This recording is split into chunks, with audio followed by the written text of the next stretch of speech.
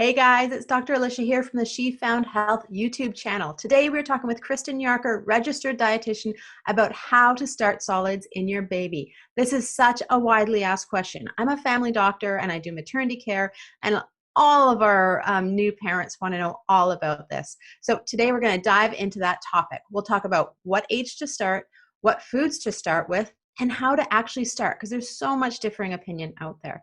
If you're pregnant, newly postpartum, or getting ready to have a baby, then make sure to follow our YouTube channel. Hit the subscribe below and click the bell to get notified whenever we have new content. Also, check us out at www.shefoundhealth.ca and on Instagram at she.found.motherhood. All right, let's get to it.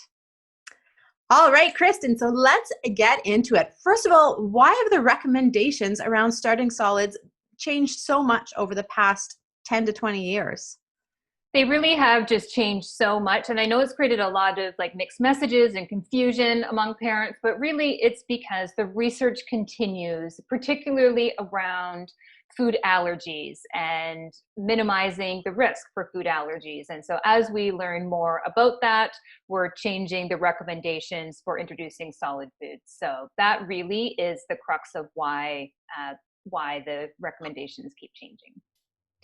And I know that we'll talk a little bit more about food allergies later and what to kind of do around that. But I know because of those recommendations, we're actually able to feed kids a lot more earlier on now. So it's actually a really good thing in terms of just being able to include your kid in your dinners, right?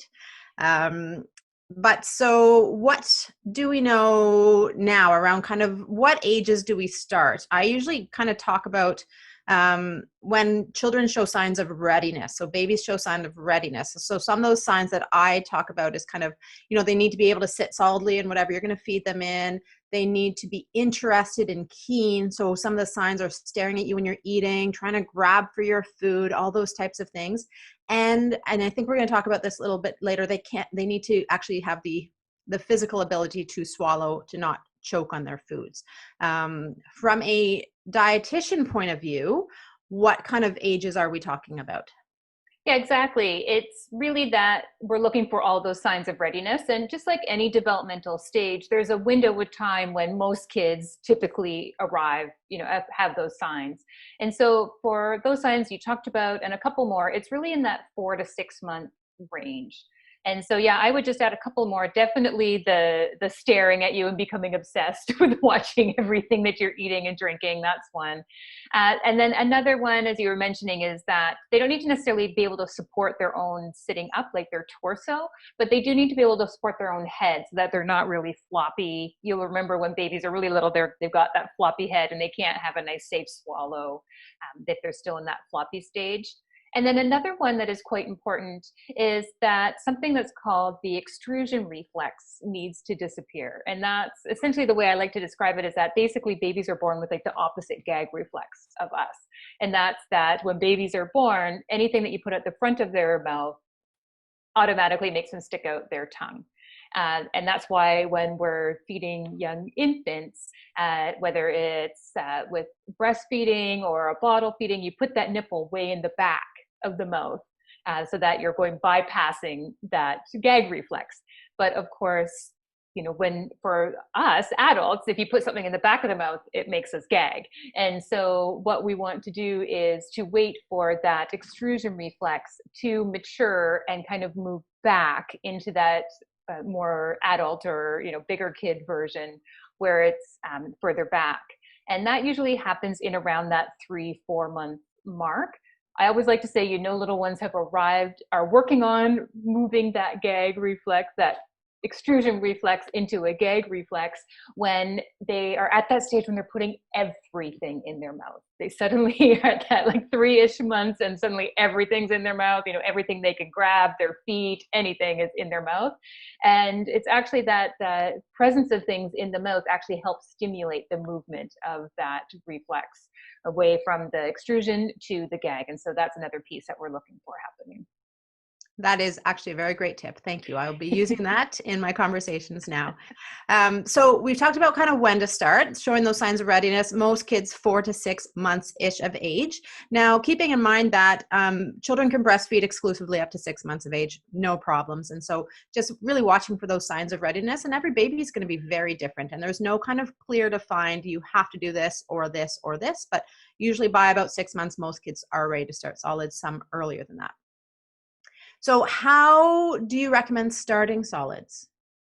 I definitely recommend starting with iron-rich foods. And if people listen to our chat previously, we talked about why when you're pregnant, it's so important to be monitoring your iron levels. And that's because iron is really important for babies for overall growth and development, but particularly for their brain development, the cognitive development. And yet breast milk is naturally low in iron. And so it's really quite amazing that when babies are in their womb, they stockpile iron that they use for the first months of life. But at about 6 months-ish, their iron stores start to be tapering downwards. And so we want to be introducing iron-rich foods at about that time so that they can be having that external source of iron to be replacing the iron stores that they put in their bodies. So I recommend starting with iron-rich foods. And what we recommend is starting with iron-rich foods at least twice a day, and definitely adding a lot of variety of all the other foods on top of those. It's not like vegetables or fruits or other foods have zero value. Of course they have value, but those iron-rich foods are key to start building the repertoire of those foods up. And so we know there's like the iron fortified cereals you can start with, but so some parents don't really want to start with those. Are there any other recommendations in terms of those iron rich foods that you might tell a parent who's not interested in those iron fortified cereals?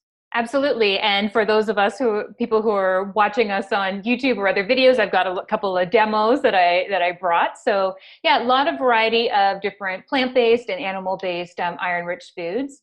And so a couple of things that I brought, starting with I brought some lentils. This is from my pantry, as you can see. And I love these red lentils because when you cook them, they already form like a mush. So they already form essentially their own puree. But even the larger lentils or beans as well, particularly as long as they're not too large and would cause a choking hazard, beans or lentils are a great one. And then another iron-rich food is tofu. Tofu is a great iron-rich food. This one I have is a soft tofu for people watching us our video. But soft tofu, again, already essentially a puree, or you can take a firm tofu and cut it up into finger food pieces. So those are some great ones. I've got some fish here. You know, we're here on the West Coast. We love our seafood. And so fish is a great iron-rich food. And so I just poached this one ahead of time, but you can just break it up into tiny little pieces and make sure there's no little bones in there. That's a great iron-rich food. Of course, things like red meats and poultry are great iron-rich foods. And you can, I've got some ground meat here. I love to use a little hand mixer and just put it in the jar of the hand mixer, a little warm water, blend it up. There you go. You have a little red meat puree if you're a red meat eating household.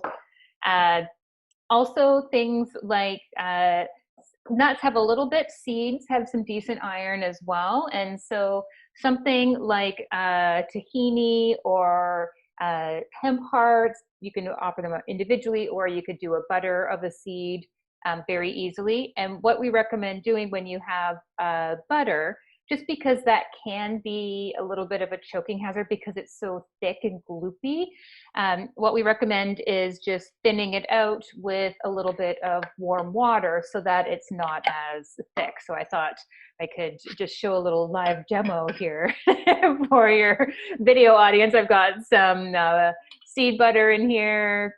I'm just adding a little bit of warm water. And you just do it so that it's no longer that thick, gloopy consistency. I don't know about you, but I love a nut or a seed butter. So I've been guilty of, just going into the fridge and like sticking some on a spoon and it looks like you know what I'm talking about. We did it at the same time for those of us who can't see me on video. Same motion. With a smile on our faces. Yeah. So that glob, that can be a bit of a choking hazard just because it can stick. So instead, you just want to mix it with some warm water until it's a bit more of a thin, viscous kind of slurry. And then you can feed that directly to baby. You can mix that in with like an infant cereal, some homemade oatmeal, an applesauce, anything like that. Yeah. Awesome. A great way. Those are some great recommendations. So I know historically we used to say when you're starting new foods, you start a new one every 3 days so you can see if they have an allergic reaction to it. But I think the evidence around that is actually changed. Do you want to chat a little bit about that? Absolutely. Yeah, that has changed. And I'm so happy about that because even a dozen years ago when I was teaching parents, that's exactly what I taught because that's what, the evidence then was around. But, I always felt so badly for these poor exhausted parents who had to try to remember what foods that they did on what day when all the days are blurring together. And so it's so great that what the research shows is that having large gaps of time between introducing foods was not protective in any way around preventing food allergies. So why the heck make exhausted parents try to remember all this? And in fact, what seems to be from the evidence is that introducing the foods earlier on, once you've introduced solids at around that 4 to 6 months, and getting those foods introduced, fairly quickly earlier on, that perhaps is more protective. So yeah, the foods we don't have to do one at a time anymore. You don't have to wait a certain number of days in between. You can just get on rolling and introduce the wide variety of foods. But we do recommend a few foods introducing singly still. And those are the more common food allergens here in Canada.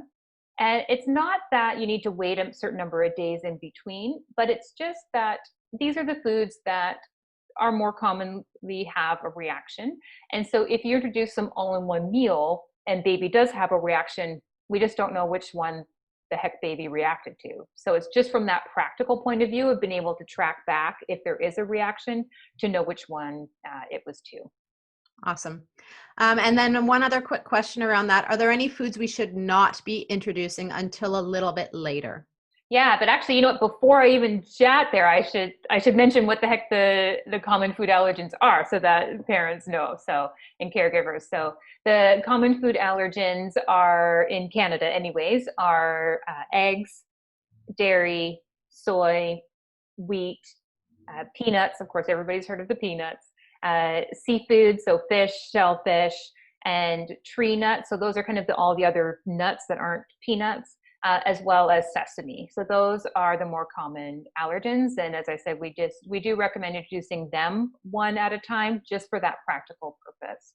And now when you say, when you say introducing those one at a time, because I think people are going to get confused, singly or with something that your baby hasn't reacted to before? Oh yeah, totally with things that baby hasn't reacted to before. But say, I don't know, maybe you haven't ever given your baby wheat or eggs or fish, and you decide to give baby a fish cake that's made with some breadcrumbs and egg and fish, and your baby has a reaction to the fish cake, we wouldn't know which of those three it was to, right? So but if you'd already given your baby egg and wheat before and fish was the only new thing, then chances are it was the fish.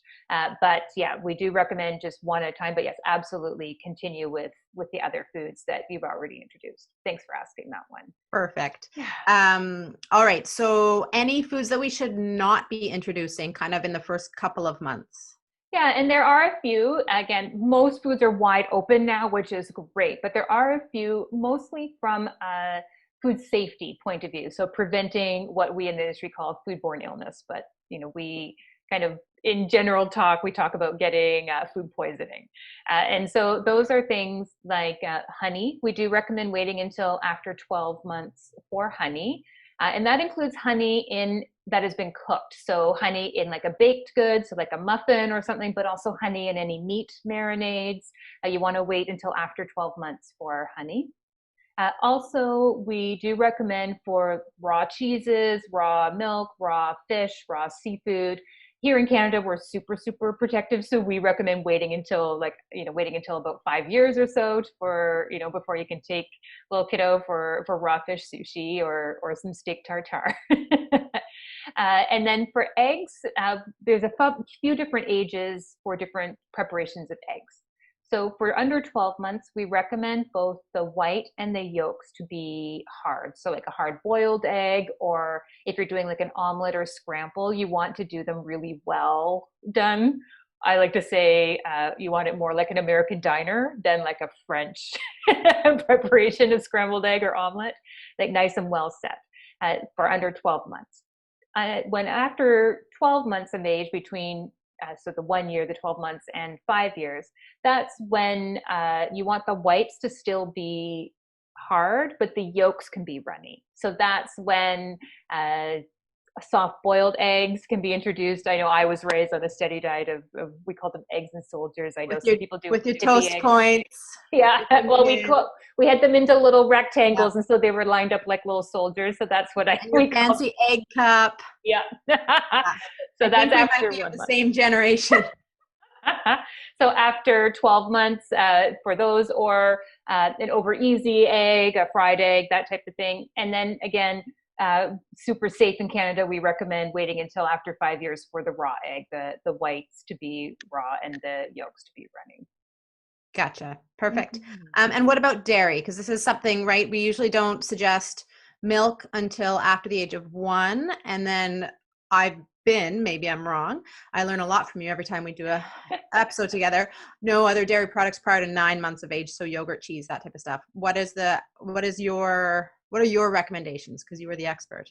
Yeah, so little bites of yogurt, little bites of cheese, or other products that have been made with dairy are fine at those younger ages, from the time you're introducing solid foods onwards.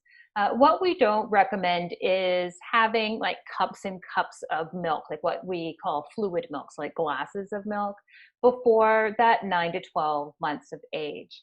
And that's, again, 9 to 12 months. It seems like that's a wide range in ages, right? Because when little ones, like that's a big amount of time in their, your infant's life.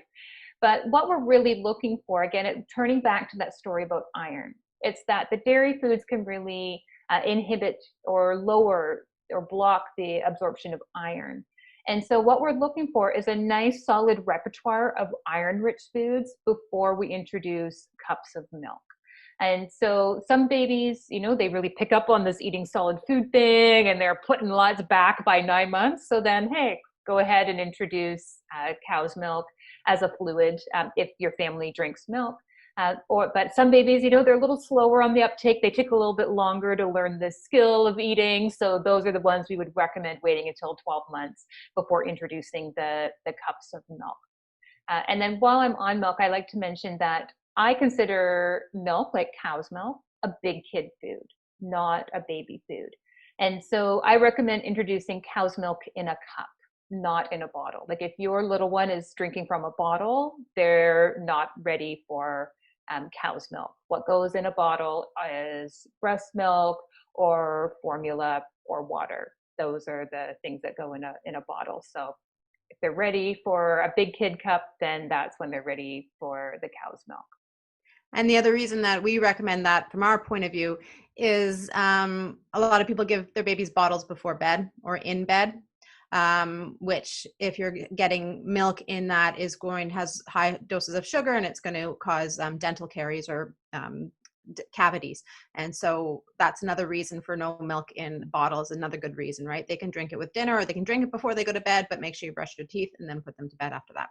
Yeah, and that's the natural milk, the natural sugar that happens to be in milk. It's not that they add sugar to milk, but yeah, you want to brush your teeth before bed, just like we do as adults. So exactly. Awesome. So we've chatted about when to start solids. We've chatted about what things to start with and what to maybe delay. And now anything else that we need to add to that before I get on to what gave me a lot of angst and worry with my first child, not with my second, but with my first child, around how to start. The whole question of what's better, baby-led weaning, giving them purees. Are we going to ruin them by doing the wrong thing? Will they not have like their small motor development if we don't do baby-led weaning? How do we start it? I know the answer now, but. Well, before we get into that, and I definitely want to talk about that, I just want to mention something that is almost more, I guess, of an overarching thing or almost like a philosophical thing. And that's that when we're introducing solid foods, we're really doing three things simultaneously. One is that we're meeting their changing nutrition needs, right? And you heard me go on and on about iron. That's the changing nutrition need that we're looking to meet. The second is that learning to eat is learning a brand new skill for babies. This is a skill development. In fact, I've been talking with with occupational therapists and physiotherapists who also work with kids, and what they taught me is that learning to eat is actually the most complex motor skill we ever learn as a human being. I think it's fascinating that in our culture, we celebrate, rolling over for the first time, we celebrate first steps, but those things are like easy peasy compared to what's involved with eating. And so we need to give kids the opportunity to practice and learn this skill. And then the third thing is that we're want to be helping our little ones develop a healthy relationship with food, like even from the very beginning. And so really we're doing those three things simultaneously. We're meeting their changing nutrition needs, we're giving them the opportunity to learn the skills, and we want them to be developing a healthy relationship with food. And so that kind of principle overarches what I teach around introducing solid foods. And I think it also gets at a little bit about what you were talking about just there about, which way should we be doing this, and how the heck do we prevent the scary thing of perhaps baby choking. Yeah. And I think, yeah. And another thing that I think is really important is food is a big part of our culture, but the family meal, I think, is such an important part of family life and helping teaching children how to be a part of family and a part of society and a part of culture, because that's where our conversations happen. That's where we kind of see other people doing new things. So for kids, I think it's really important. And in our crazy, hectic lives these days, I think we're missing out on this, but actually sitting down for a family meal together from a young age. So even if your child isn't starting solids, bring them in on the family meal, because they start to see you eat and they start to learn about that. They hear the conversations, and it's a much bigger thing than just eating as well. And so I know as toddlers, I suspect, family meals are great because they're seeing you eat and try all these new different things. So they might not try it, but they're actually seeing you model that behavior to them, which is a really important thing. So I think including your baby at least once a day, if you can, in the family meal, I think is a very important thing. And that goes towards that kind of, what are the goals here, right? Absolutely. And they learn so much by watching you. Like your baby will learn more by watching you eat than you could ever do teaching baby. And so I like to say, and I took this phrase from Alan Satter, who is a dietitian in the States, who has led a lot of great research and education around feeding kids. But your goal when introducing solid foods to your baby is you want to be starting to transition your baby to the family table. We're not all joining baby at the high chair. So I like that, bring baby around to the family table, manipulate your family foods for baby so that everybody is kind of eating together. I mean, obviously I don't recommend waking up a sleeping baby to do that, but if there are times when baby is awake, alert, interested, and it's a time when you could be eating in your family, those are the ideal times to be introducing solid foods. For sure. So can we get into the topics of how to start solids? Yeah. What actual methods do we use? Absolutely. So if people have been, doing some research around this, or, doing Googling, or just talking to their other friends who, or have babies, they'll probably have heard that there's the puree method as well as the finger food method, which some people call the baby-led weaning method. And I have been teaching actually a bit of both. I love both. Because, for example, today I had oatmeal at breakfast and I had a sandwich at lunch. So guess what? I had a solid food in my sandwich and I had oatmeal, which is a puree for my breakfast. So it's good for skill development to learn both. And even way back when I was helping to develop the British Columbia recommendations around introducing solid foods, even 15 years ago or so, we were recommending introducing the finger foods as early as 6 months. And so still I'm a big proponent of that. And I love how the baby-led weaning movement has highlighted that and really brought awareness to introducing those finger foods early on. Some things that I've seen as it's kind of evolved that I think is unfortunate is that there seems to now be like these two camps that you have to choose puree versus baby-led weaning, and one is right and one is wrong, and you're either one versus the other. And I'm just like, why do we need more like judgment against parents and the way they're doing things, right? Like, I think both are awesome. And from a skill development point of view, both are fantastic. So I don't think people should have to choose one camp or the other. I don't know why they're camps, because both do the same thing, which is to prepare the food in a way that minimizes the risk for choking. And that's really what we want to do for babies. Because yeah, they're learning this brand new skill, right? So just like how babies, when they're learning to walk, they stumble, there's some bumps and bruises along the way. Babies are going to do a little bit of gagging and figuring out how to do this skill of eating. And so we want to be preparing foods in a way to minimize the choking hazard. I think another really important thing to note is every baby is different, and every baby's skill set is going to be different, even at the same age. And if I know when I was researching baby-led weaning with my first son, because one never does these things with their second, because they've learned that it's going to be fine regardless. There were these forums that were just chastising. They were horrible to people asking about purees, and it's not going to work for every baby. Every baby goes through stages. Some are super particular about the texture of their foods. Some of them may not have the hand-mouth coordination, which they need to have with baby-led weaning. And so you just got to do what's right for your baby and for your family. And that's the same thing with all infant feeding methods. You do what's right for your baby and your family, and that's going to be different for everybody. Absolutely. You know, I've helped thousands of families, and I've seen thousands of kiddos over time. And most kids are somewhere kind of in the middle. And then I've seen those little ones that I call the happy little outsourcers, who are like, why would I do this feeding thing? You're so good at it. And they'll just sit back. So you have to kind of feed them. And then I've met those other kind of extreme ones on the other end who never accepted a spoon or a fork or a piece of food wielded by someone else. They had to do everything. And most babies are somewhere, you know, in between there. But, you know, so as you said, a lot of it is like judgy and all this kind of awful stuff. But what is important is that you're providing a variety of foods for your little one. And B, that you've got those iron-rich foods in the heavy rotation.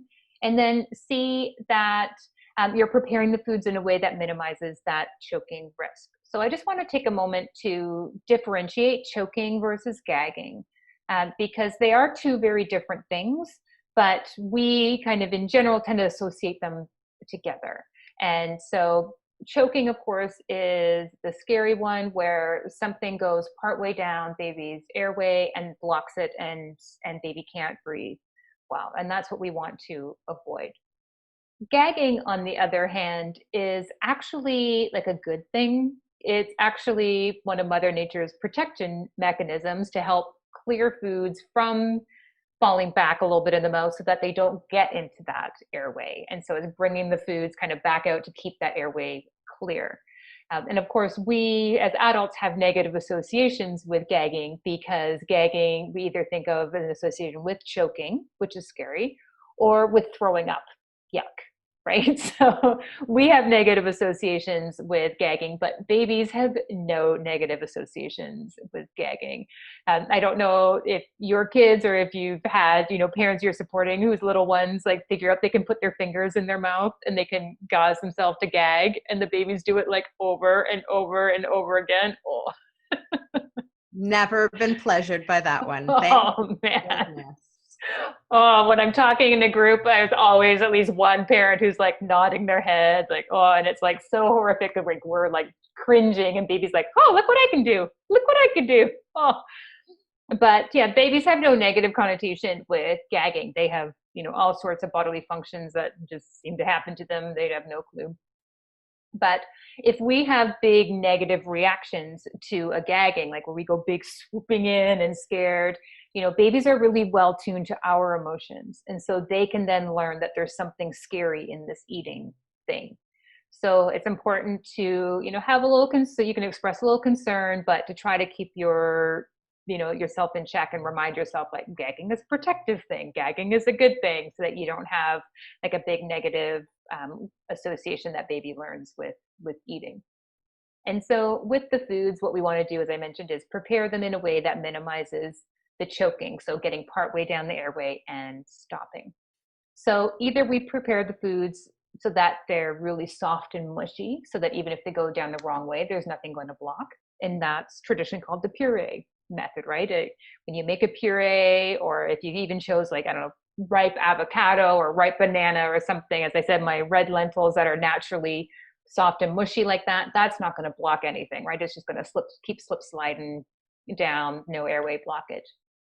The finger food method, what we want to do is prepare foods in a way that won't block an airway, even if the more solid food goes down the wrong way. And so with the finger food style, or the baby-led weaning style, what I recommend is preparing foods. I'm a big fan of what I call cutting things in like skinny finger shape. Because a cube or something round does tend to be more likely to block an airway. And so preparing it in a skinnier version is helpful. And I prepared some hard-boiled egg for people, connecting to us through video, and the yolks of eggs happen to be rich in iron. That's one food I didn't have a chance to mention earlier. And so I prepared the hard-boiled egg and I cut it into some what I call skinny fingers, so that baby can pick it up and eat the hard-boiled egg this way. You could also do scrambled egg or omelet and cut it into skinny fingers that way. And I also like a skinny finger, particularly for the youngest of the age, because when they first start finger feeding, they don't have what's called the pincer grasp, where they can do what I'm demonstrating here, where pick things up with their thumb and forefinger. What babies do is they scoop it up in their palm, and when they're really, really beginning, they don't know how to open their palm to get the food out that's in there, and they can get really frustrated. And so I love a skinny finger, because then when they grab something, there's also a good chance that some of it will be sticking out of their hand and they can munch on it too. So from a mechanics point of view, as well as from a preventing choking point of view, cutting things in skinny fingers are a great way to prepare that.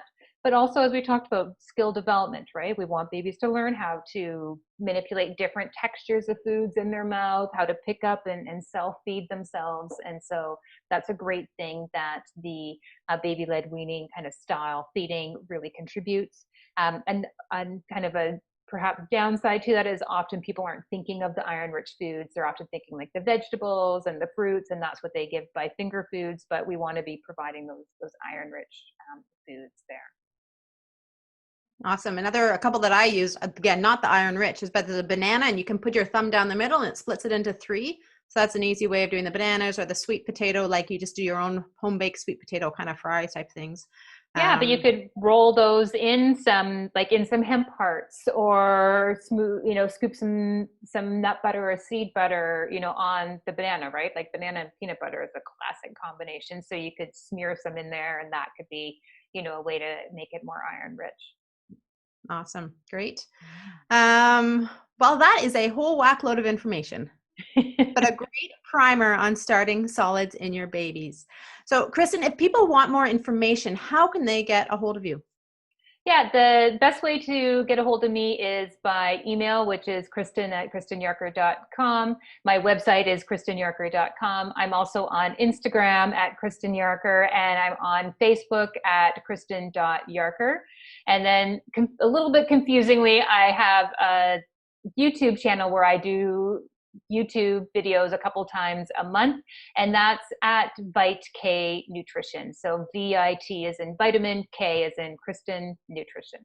And we will link all of that in the show notes below. And you have a book as well, I'm pretty sure. I do. It's a cookbook for, the whole family. And yes, I have that from my website. You can purchase it through my website as well, or any Amazon or have a bookstore come in, and that's the sugar detox diet. Awesome. Great.